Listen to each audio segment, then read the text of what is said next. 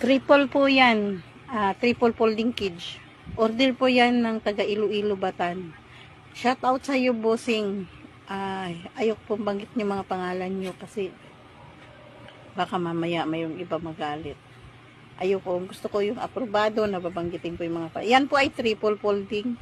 Yan po ay gawa ko at disenyo ko. Disenyo ni Lola yan.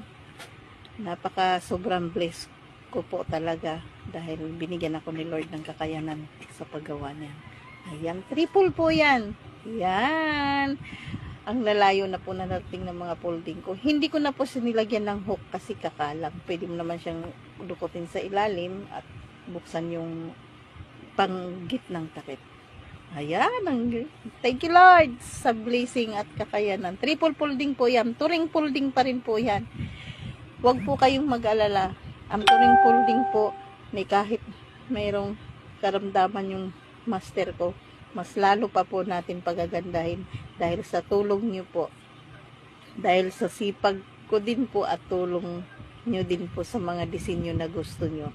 Kasi yung mga disenyo na yan, hindi po yan nanggagaling sa akin.